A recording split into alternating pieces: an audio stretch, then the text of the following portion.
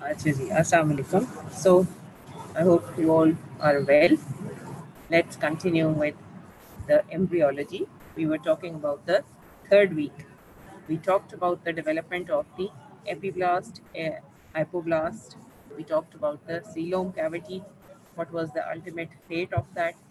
Now we are going to consider or talk about the trophoblast, that is the cells which were there on the outside, the two layers, because we said the one is going to be the trophoblast and the other is going to be the embryoblast. So we have talked about the embryoblast.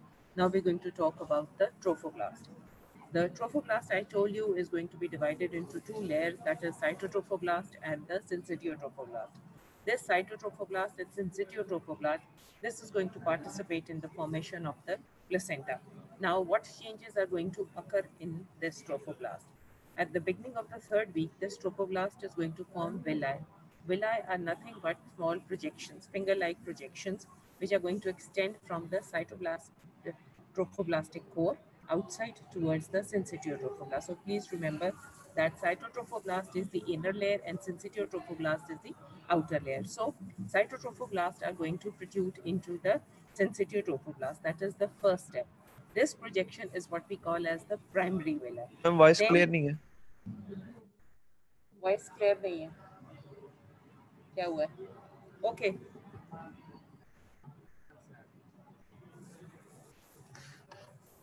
Can you hear me now clear?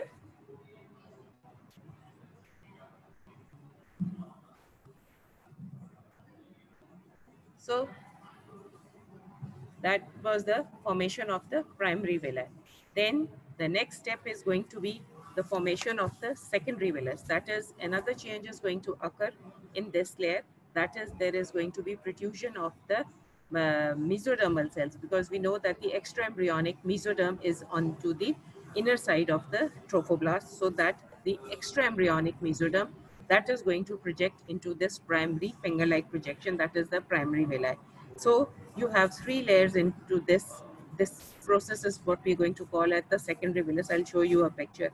So the outermost would be your syncytiotrophoblast. Then you are going to have the inner one. Second layer is going to be the cytotrophoblast, and then the inner to that is going to be the mesoderm, and this mesoderm is going to be the extraembryonic mesoderm. Then the next step which is going to occur is there is going to be development of blood vessels in this mesoderm, this in projection of the mesoderm into it. This is going to be the villus capillaries.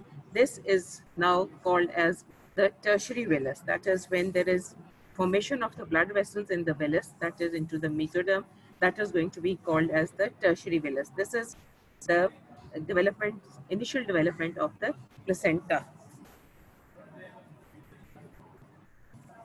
If you see this picture, that was the embryoblast on the inner side. The pinkish structure that is there is your mesoderm, that is the extraembryonic mesoderm. Then the light green on the outer side, that is cytotrophoblast, and then the darker green, that is your syncytiotrophoblast. So then there is the three layers. If you see this formation, the first is you have a projection of the light green with covering of the darker green on the outside, that is primary villus. Then the pink invades into this projection. This is called your secondary villus. And now in this picture, you can see that there is invasion or formation of blood vessels in this projection, which has become the tertiary villus. So if I go back, if you see this in the primary villus, it's just the projection of the cytotrophoblast into the outer side, that is your syncytiotrophoblast. Next is going to occur is this pink thing, that is your extraembryonic mesoderm. This is going to project into the primary villi. This, and then this mesoderm is going to give rise to the development of the blood vessels. This development of the blood vessels is together is going to be called as your tertiary villus. So we have three steps, and if you see this picture, it shows you a cut section of all the three types of villi. This first one is the inner core is the cytotrophoblast covered by the syncytiotrophoblast. Then the secondary villus is the invagination of your mesoderm, that is going to be called as your secondary villus. And when there is formation of these blood vessels into this mesoderm, it is going to be called as the tertiary villus. So These are the projections of the trophoblast which are going to participate into the formation of the placenta. So this is, you can say, a link between the developing embryo with the decidua or the maternal aspect. Now you see that at the end of the third week, we have formed this tertiary villus. This is the outer green is in situ trophoblast, lighter green is your cytotrophoblast, then the pink with the blood vessels is your mesoderm with the blood vessels. Those are your tertiary villi. This is then going to extend, the cytotrophoblast is going to extend on the outer side, connecting trophoblast from both the sides, and that is going to form as what we call as your outer cytotrophoblastic shell. This outer trophoblastic shell is going to invade the outer surface where you can see the endometrium. This is going to invade into the endometrium, and this is how your blood vessels between the mother and the growing embryo, they are going to become into continuation. So this is the villus system that has developed in this layer.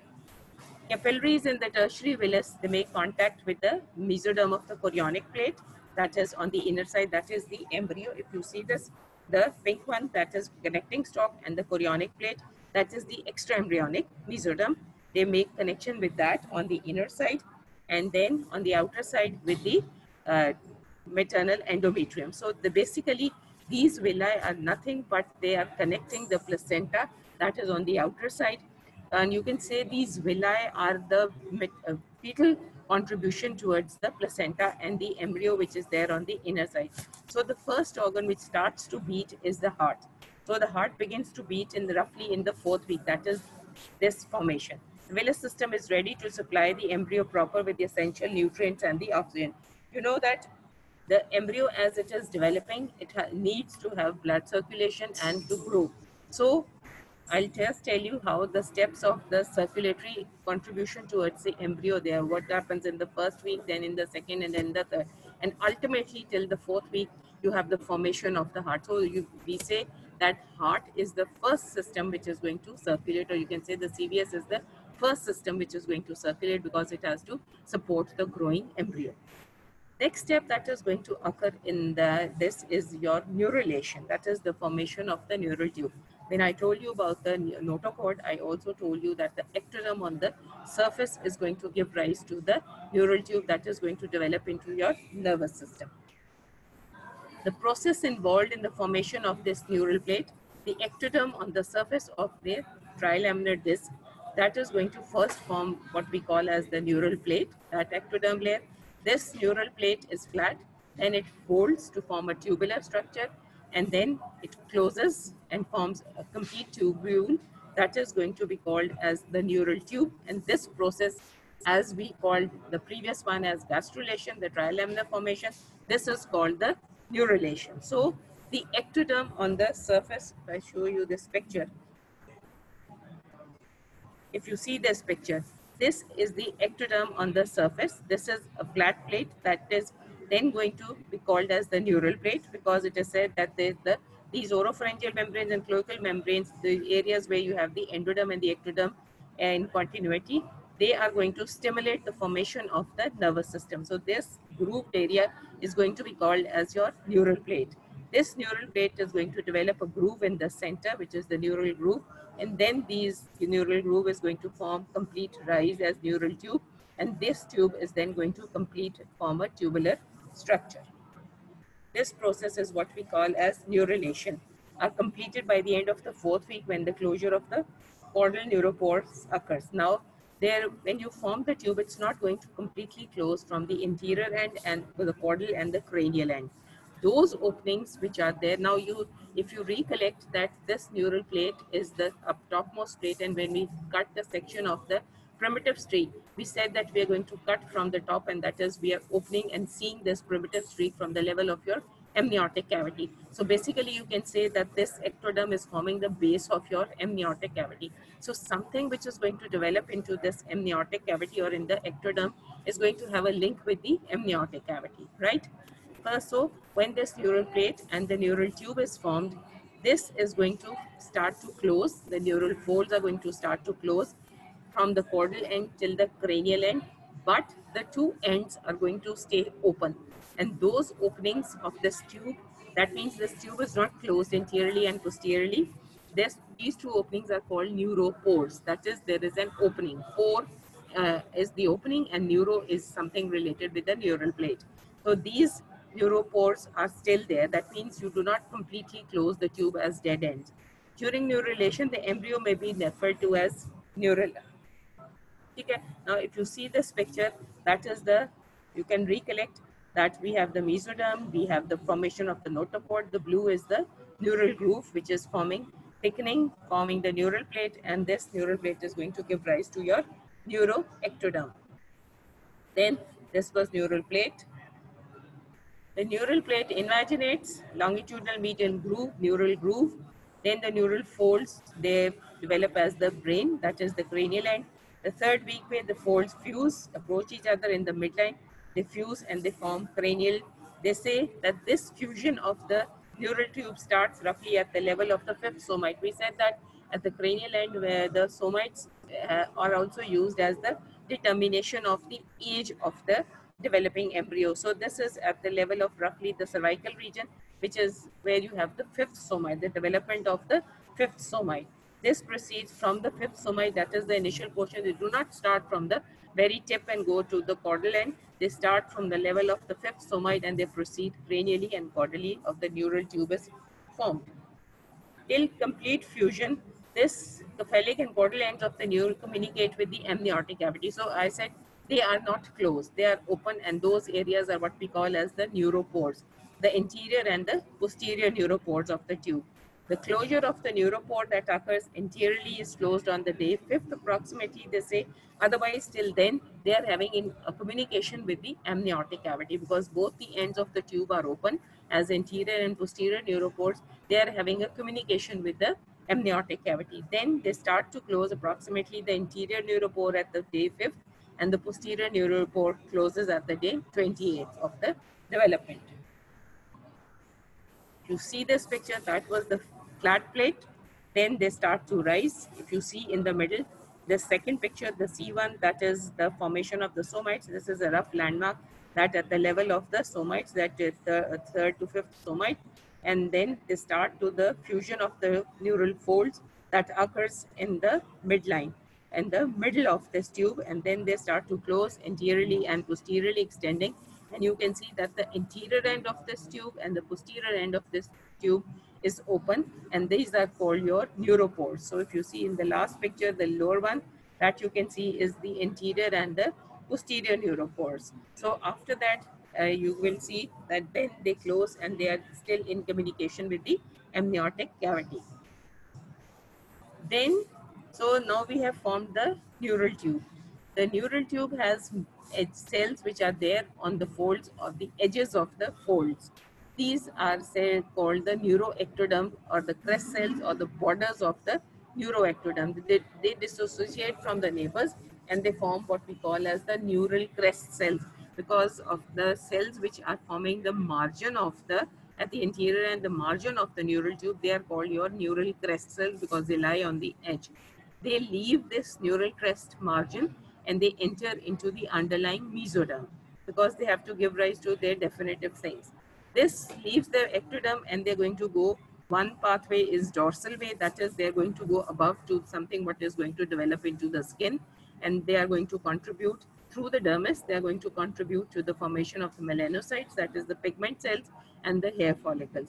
And then they form a ventral pathway through which they are going to go on to the sides of the tube, and they're going to form the ganglia, majority of it, the ganglia, the sympathetic and the enteric neurons, Schwann cells, cells of the adrenal medulla, that's a long list, what the neural crest cells are going to form. Neural crest cells also form part of the craniofacial skeleton, neurons from the cranial ganglia, glial cells, melanocytes, and other types of cells.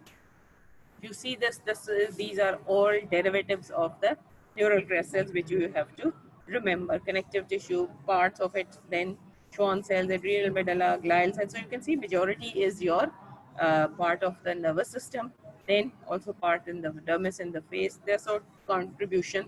So the majority of it is the formation of the ganglia. If you see the spinal and the cranial ganglia. This shows you how the neural crest cells are going to dissociate. The tube is formed, the edge cells of this tube, they are going to be called the neural crest cells. Then these neural crest cells are going to separate out. If you see this F section, they are going to separate out from the neural crest, and then they are going to form as the ganglia. They go onto the either side. The developing epidermis is above that, so some of them are going to go to the dorsal aspect forming the melanocytes, and some are going to go towards the ventral aspect, that is on the sides of the neural tube, into the mesoderm, which is going to form the other parts of the ganglia. See this picture, those cells which are forming the neural crest. These neural crest cells, first they are together. When the tube closes, they are going to separate out onto the lateral side. And if you see this C picture, they are forming the lateral dorsal ganglion, and also certain cells are going to form the ganglion cells, which are going to go to the what we call as the enteric ganglia. They're going to go around the tubular structure of the gastrointestinal tract. They are going to form those ganglia that is spread out. So that is how they distribute. They go on to the sides. These are the neural crest cells. They separate out from the crest and they form the ganglion. This is also how they come from the crest. The arrow shows you where they're going to go and form a part of the ganglia of the cranial nerves. That is from to the fourth.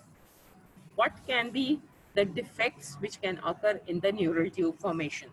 A disturbance of neurulation can result in abnormalities in the formation of brain and the spinal cord. The failure can be that the neural folds do not fuse together and they do not form a tube. Two things can occur. Either the fold is not complete and a small amount stays absent, that is called as the microanencephaly. That is partial absence of the brain. And this is a very serious defect.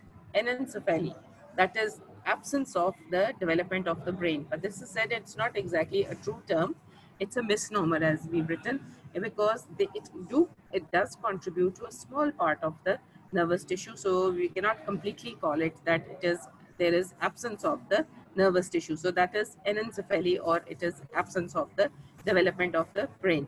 Microencephaly is partial absence, that is small in size.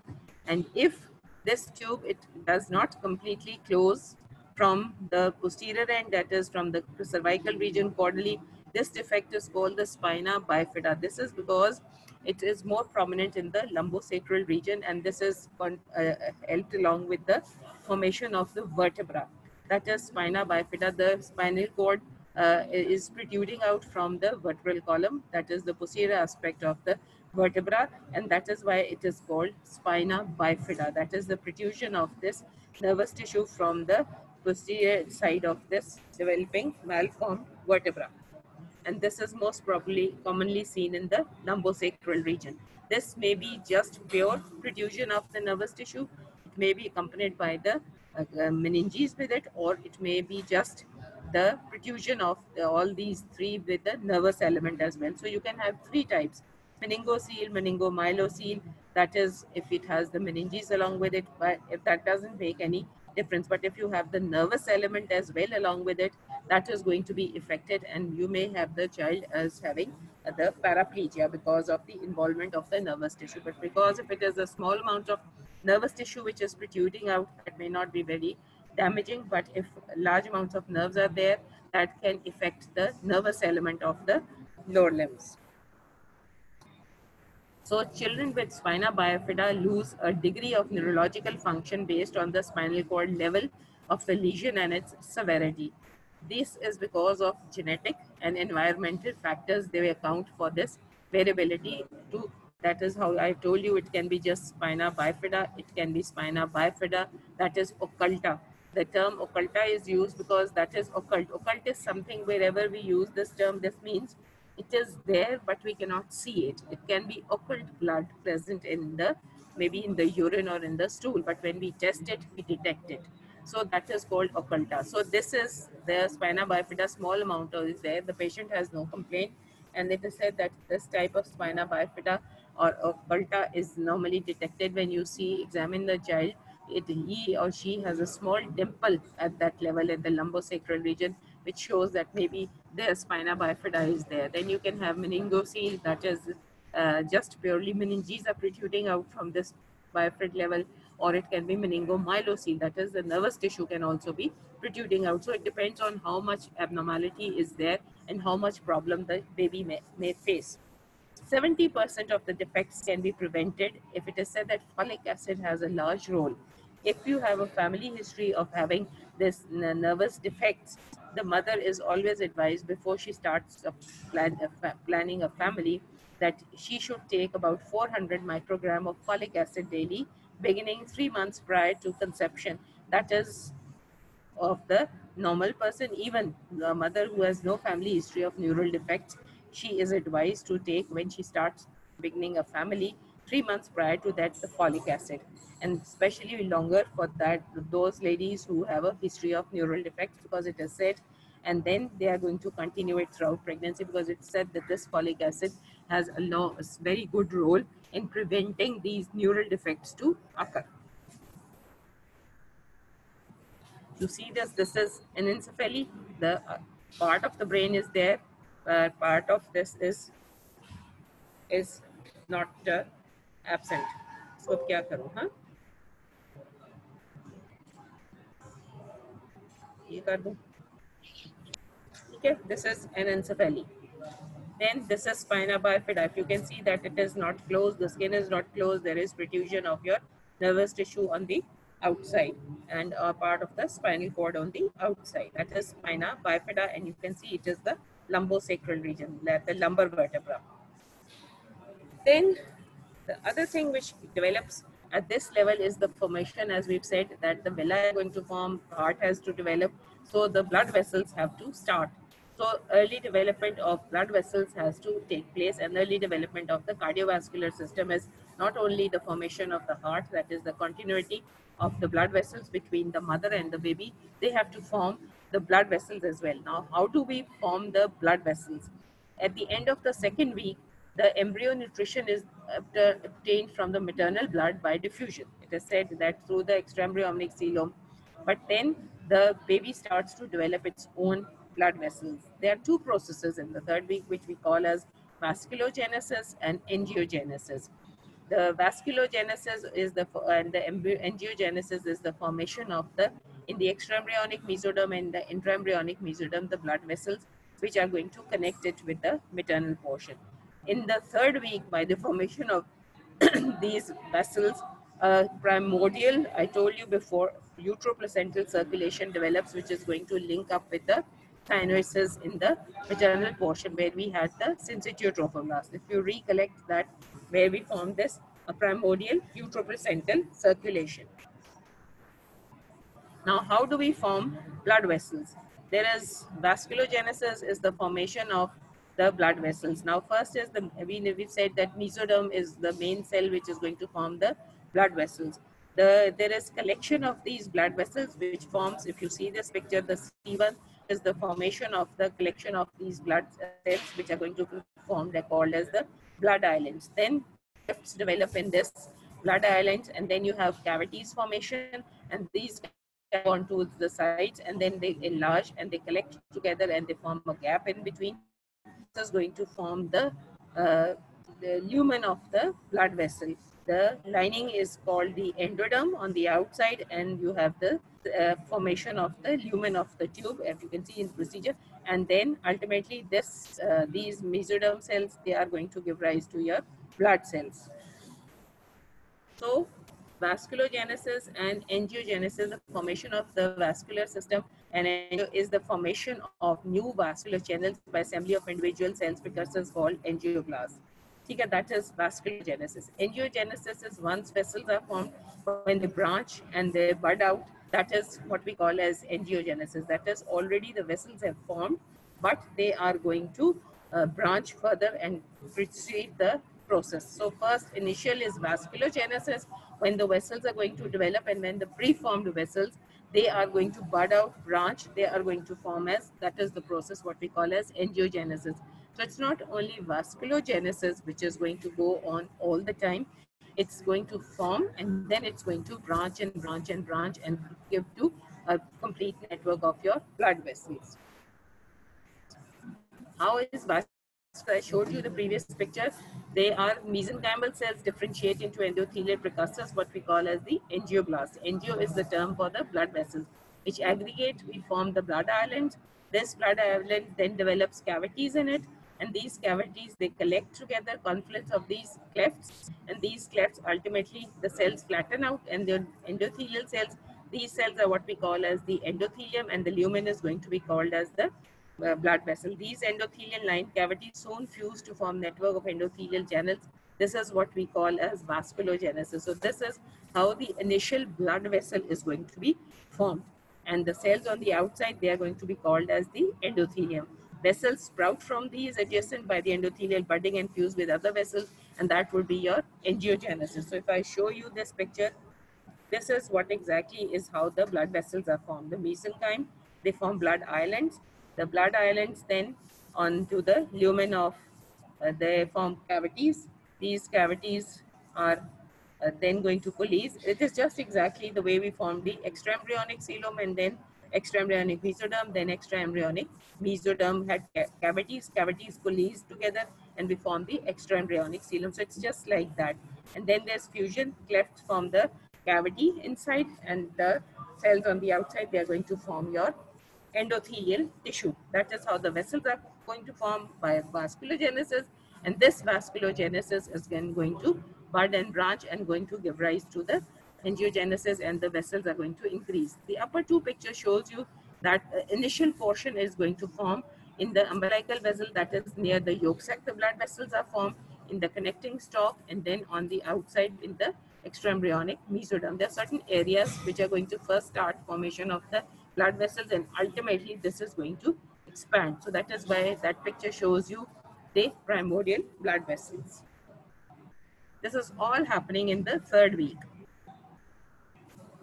Then the blood cells are going to develop from the endothelial cells of vessels at the specialized sites along the dorsal aorta. That is, there are two dorsal aorta, that is the main vessel, which are there on the either side of this body of the developing embryo, which we call as the dorsal aorta, because they lie on the posterior aspect. These develop from the areas next to it, because that is ultimately going to form your main vessel. All these small vessels are going to combine together, and then they're going to form the major vessel, and it is the aorta which is going to connect with the heart, and it is going to go on to the all parts of the body. So blood formation, then now first we form the blood vessels, then blood is going to form. That process is called as hematogenesis. It does not begin in the embryo till the 5th week, because first the vessels have to form. First, they are going to form along as I've written in the aorta, liver, spleen, bone marrow, and lymph nodes. All these sites take part in the formation. And it's again, it is all the time mesenchyme which is going to contribute into the formation of all these blood vessels and the cells.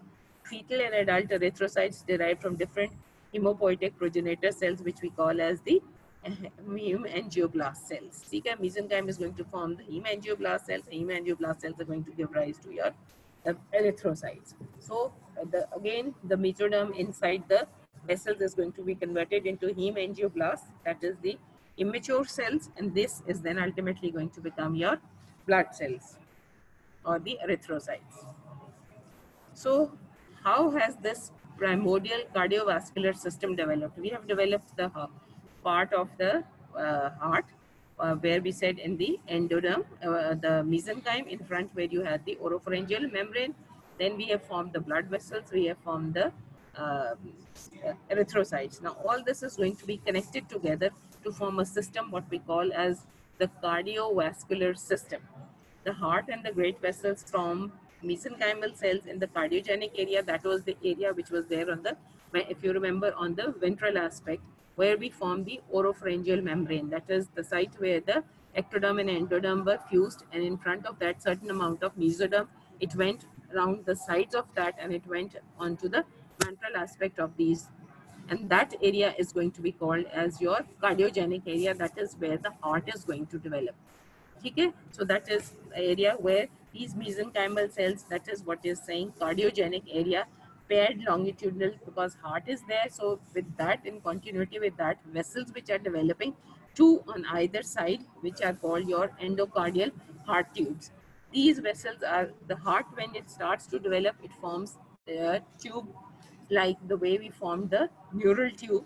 It's going to form heart tubes with line channels. These channels are then going to fuse together and form one heart tube. Initially, two tubes are going to be formed, which is called your endocardial heart tubes. These endocardial heart tubes, they develop in the third week, and ultimately they are going to fuse and they form one tube, which is going to be your heart tube. So this area where we said was your cardiogenic area, this development, again, these are vessels forming in the same way as we formed the vasculogenesis. Then the tubular heart joins with the blood vessels in the embryo. Where these tubes are formed, they're going to connect with the blood vessels which are being formed in the embryo. And one is the connecting stalk in the chorion in the yolk sac to form a primordial. So it forms a rough sort of a heart in the heart tubes connected with the blood vessels which are being formed in all these areas. That is your connecting stalk in the chorion and the umbilical vessel to form a primordial cardiovascular system. This is exactly what we say. Primordial cardiovascular system is contributed by the in the cardiogenic area by the mesenchyme, two tubes fuse to form one heart tube. This is connected with blood vessels, which are what we call as the dorsal aorta on both the sides. And these vessels, which were formed initially in the connecting stalk, that is where your umbilical cord is going to form. Then the chorion on there, next to on the sides, and in around the yolk sac. This all has forming a link from the heart, from the developing heart and the baby and with the mother. End of the third week, the blood is circulating. They say the heart begins to beat about 21st or the 22nd day. So this is the primordial cardiovascular system. And they say that blood starts to circulate at the end of the third week. This roughly is, and the heart also is developing at the same time. And its beating occurs around 21st to 22nd day. So, as I said before, the cardiovascular system. So, all these changes are occurring side by side.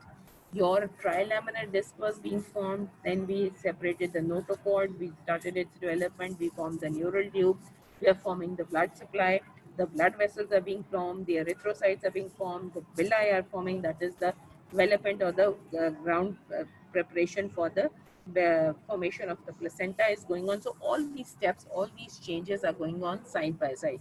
And the most important thing that we need in all this development is the cardiovascular system.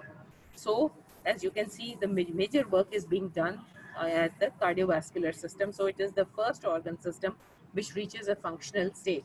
That is the first organ, the small heart, maybe then it develops further on, and all these vessels which supply the blood to all parts of the body. So heart is linked up with the mother and the heart and the to the baby, and so a rough system sort of primordial cardiovascular system has developed.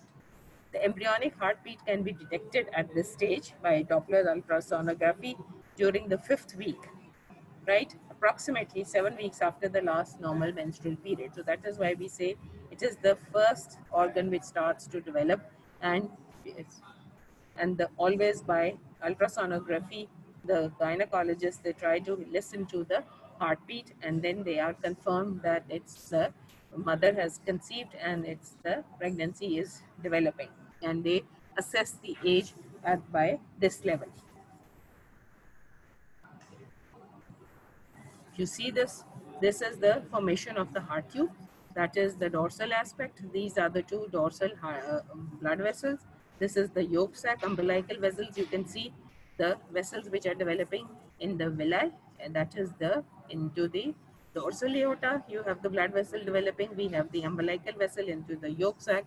We have all this chorion in which the blood vessels are being developed. So you can see there are 3 to 4 areas where these blood vessels are developing and they are forming a system, and ultimately they are forming a tube, and they are going to be linked up with the in the cardiogenic area with the developing heart. That was, there were first 2 tubes, and then ultimately they're going to fuse to form 1 tube. Okay, so this dorsal aorta, which is there are 2 first, then they're going to ultimately divide, and it's just going to be 1 tube, 1 dorsal aorta, and 1 inferior vena cava, which is going to form.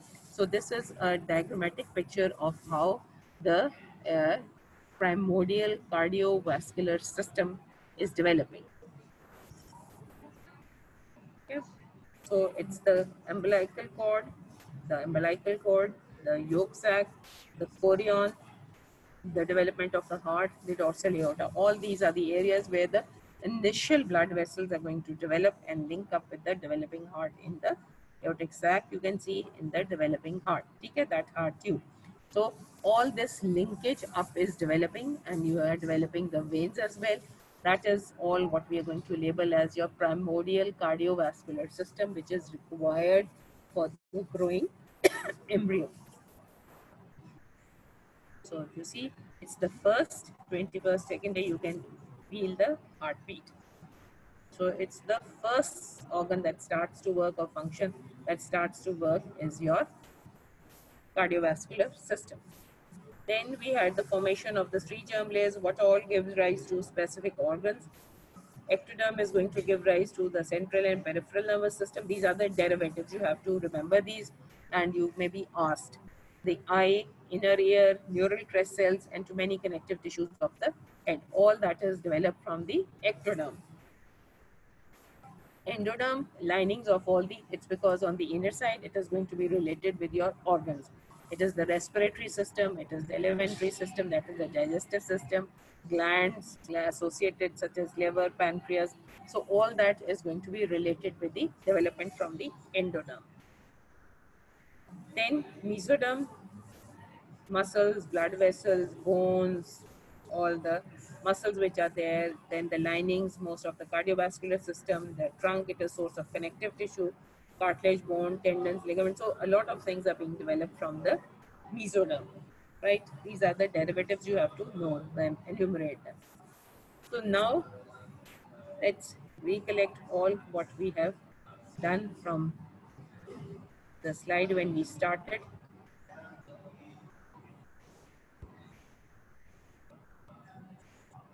So what happens is the formation of these villi, that is the development of the trophoblast. We have the primary villi, the secondary villi, and the tertiary villi, which are forming a communication. Blood vessels develop, and these blood vessels sync up the developing embryo with the mother. If you can see this picture. Okay. Then tertiary stem villi, these are the tertiary villi. Then there is going to be, these are the three separate villi. What are the structure of these three types of villi? Then this is the fetal side of the contribution towards the mother or the placenta, which is going to occur. That is your chorionic plate, and then the other portion is going to be the maternal vessels, which are going to be contributed from the maternal side of the placenta. Then neurulation occurs in the third week, that is formation of the neural tube. Neural plate is first formed, and then we have the formation of the neural tube, then the neuropores. These are in communication. This dark blue is all your amniotic cavity, and this tube is still open, and its communication is there with the amniotic cavity until and unless it is closed. Then we form the these neuropores. Then we have what all is the new formation neural crest cells from these margins of the neural tubes. These neural tube cells, these are going to give rise to the basically the ganglia, the melanocytes, which form the pigment cells, hair follicles. All these are going to form. So those are your cells from the edges of your neural tube are going to be called as the neural crest cells. They are going to separate out, and they are going to form this neural crest cells. So these are all the derivatives, right? This picture shows you what exactly is the neural crest cells. Okay, the neural tube, yeah, you have yellow is the endoderm, uh, red is the mesoderm, and blue is the ectoderm. And you have the formation of the neural tube. The black was your notochord. And these two white tubular structures, these are your development of the dorsal aorta, which is there. So we have the somites, we have the intermediate part, and we have this brown, and then we have the somatic and the splanchnophoric mesenchyme. And this all red is your mesoderm. This is the neural crest cells are separating out, forming your ganglion. Okay, then contributing towards the ganglia from the neural crest cells onto the various cranial nerve ganglia. Then all these defects, microencephaly, anencephaly, and spina bifida. This is the commonest three things which can occur. Spina bifida is quite common. You can see those. And if to prevent this, about before the family is starting, 400 micrograms of folic acid, not milligrams, micrograms of folic acid are advised to the mother, so that it's said that it acts as and continued throughout pregnancy. Once, even if the mother has conceived, that this has a preventive effect on neural tube defects. It prevents from having neural tube defects. Okay, this is anencephaly, spina bifida.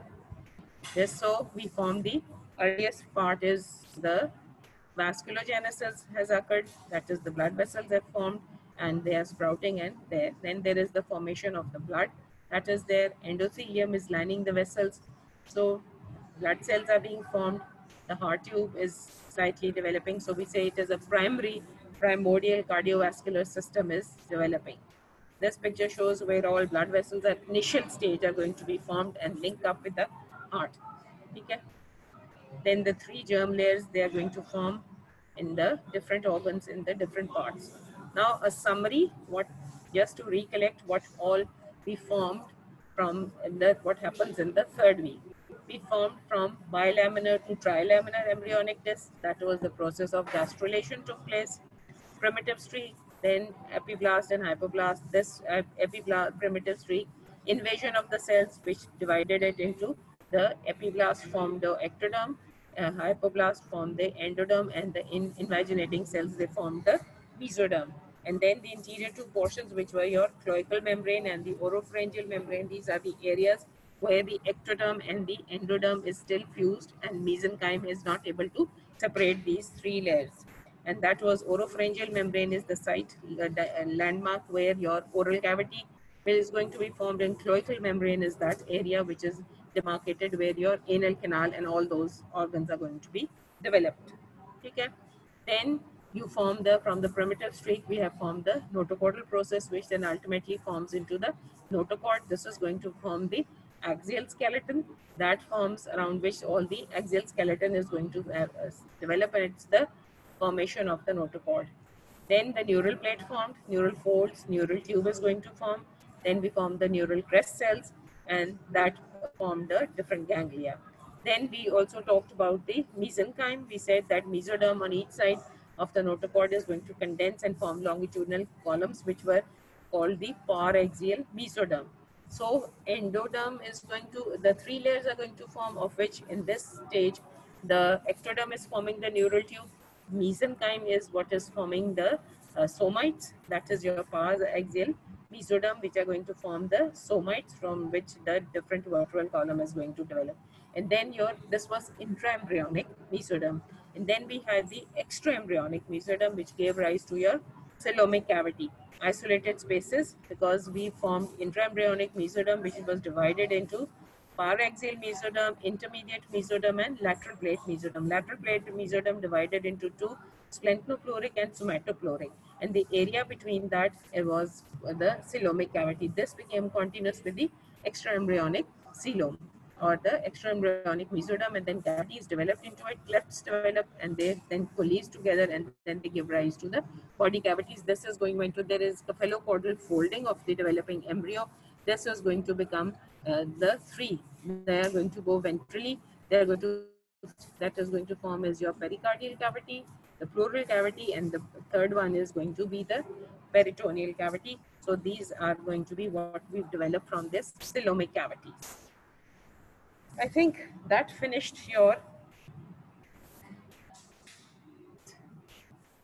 third week. Then we say the trophoblasts, they give rise to your important thing, that is mesoderm, that gives rise to your endocardial tubes, heart tubes, primordial cardiovascular system develops, chorionic villi, secondary, tertiary, then the outer cytotrophoblast. So blood vessels are formed, which forms the primordial cardiovascular system is formed in this area.